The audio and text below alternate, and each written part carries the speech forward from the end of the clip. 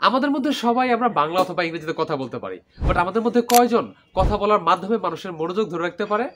হইতে পারে 100 জনের মধ্যে 2-1 জনকে খুঁজে পাওয়া যাবে যারা নিজেদের কথা বলার মাধ্যমে মানুষের মনোযোগ ধরে রাখতে পারে। কেন? কারণ তারা যে কিভাবে মানুষের মনোযোগ ধরে রাখতে হয় সেটাই জানে না।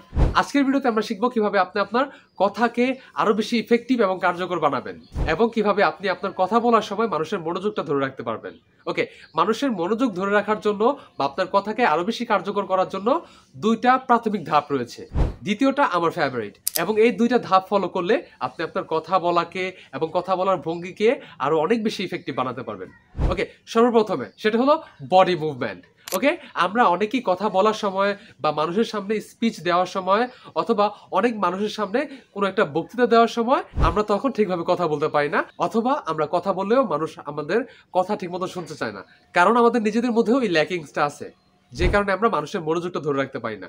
সর্বপ্রথমটা হলো কি, বডি মুভমেন্ট। আপনি যখন কথা বলবেন, আপনার কথা বলার পাশাপাশি আপনার হ্যান্ড অথবা বডিকে মুভমেন্ট করতে হবে। সাপোজ আমাকে একটা বক্তৃতা দেওয়ার কথা বলা হয়েছে এবং আমি স্টেজে উঠলাম এবং চুপ করে এভাবে দাঁড়ালাম, অথবা আমাকে একটা ক্লাসের সামনে নিজের পরিচয় দেওয়ার কথা বলা হয়েছে এবং আমি ক্লাসের সামনে যা বললাম, আসসালামু আলাইকুম, আমি মাইম, আমি বর্তমানে অনার্স 3য় বর্ষে পড়ালেখা করছি এবং আমার ভবিষ্যৎ স্বপ্ন হলো আমি একজন বিজনেসম্যান হব। ওকে, এই কথাটা বললাম, এবং এই কথাটাই এখন যদি আমি একটু ভিন্নভাবে বলি তাহলে আপনারা খেয়াল করেন, আসসালামু আলাইকুম, আমি মাইম, আমি বর্তমানে অনার্স 3য় বর্ষে পড়ালেখা করছি এবং আমার ভবিষ্যৎ স্বপ্ন হলো আমি বড় হয়ে একজন সফল ব্যবসায়ী হতে চাই। আমার অনেক অনেক স্বপ্ন আছে, এই অনেকগুলো স্বপ্নের মধ্যে একটা স্বপ্ন হলো এটা। এই যে এইভাবে কথা বললাম, আমি আমার হ্যান্ড মুভমেন্ট করলাম।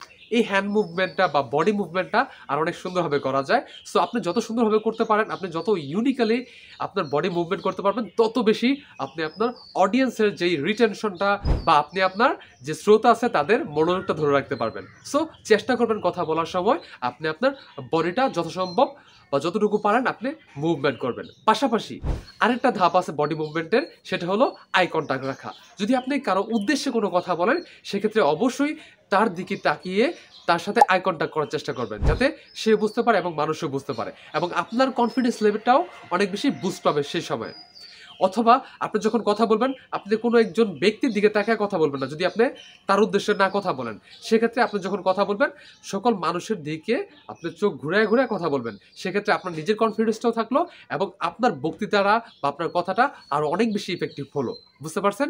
সো এই জন্য চেষ্টা করবেন কথা বলার সময় আপনার চোখটা মুভমেন্ট করা বা আপনার হেডটা বা মাথাটাকে মুভমেন্ট করার জন্য, যাতে আপনি সকলের দিকে ফোকাস রাখতে পারেন। এবং যদি কারো উদ্দেশ্যে কোনো কিছু বলেন, সেক্ষেত্রে তার সাথে আই কন্ট্যাক্টটা মেনটেন করবেন। ওকে, এ হলো বডি পার্টের অংশ। এখন 2 নাম্বারটা যেটা আমার ফেভারিট, সেটা হলো কি, সেটা হলো ইন্টোনেশন। ইন্টোনেশনটা কি?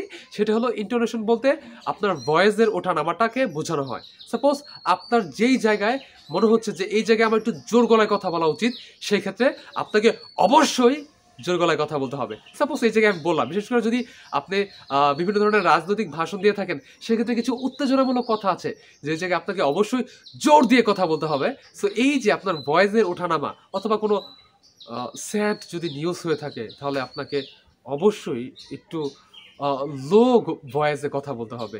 এই যে ভয়েসের ওঠানামাটা, সেটাই হলো ইন্টোনেশন, এবং এটাকে যদি আপনি কথা বলার মাঝখানে বা স্টোরি টেলিংয়ের মাঝখানে মেনটেন করতে পারেন, অবশ্যই আপনার স্পিচটা অনেক বেশি ইফেক্টিভ হবে এবং আপনি সহজেই আপনার দর্শকদের যে মনোযোগটাকে সেটাকে গ্র্যাব করতে পারবেন। ওকে, আশা করি এখন আপনারা বুঝতে পারছেন কিভাবে আপনি আপনার বক্তৃতাকে, আপনি আপনার কথাকে অনেক বেশি কার্যকর এবং ইফেক্টিভ বানাতে পারবেন শ্রোতাদের মাঝখানে। ওকে, লাস্ট একটা কথা, আগের দিনে এমন কিন্তু অনেক নেতা ছিল যাদের শুধুমাত্র কথার কারণে অনেক অনেক অনুসারীরা নিজেদের জীবন ত্যাগ করে দিতে তারা কি দ্বিধাবোধ করতো না। বাট বর্তমান সময়ে কি হচ্ছে, যতক্ষণ পর্যন্ত নেতা টাকা দিতে পারতেছে ততক্ষণ পর্যন্ত তার অনুসারীরা আছে, আর যখনই নেতা টাকা দিতে পারতেছে না তখনই তার অনুসারীরা নাই। বিকজ ওই নেতার নিজের কোনো পাবলিক স্পিকিংয়ের দক্ষতা নাই, দ্যাটস ওয়াই তার কথা তত বেশি কার্যকর না তার অনুসারীদের কাছে। বাট এমনও কিন্তু অনেক নেতা আছে যাদের কথার কারণে তার যে শিষ্যরা, তার যে অনুসারীরা তাদের জীবন পর্যন্ত দিয়ে দিতে রাজি।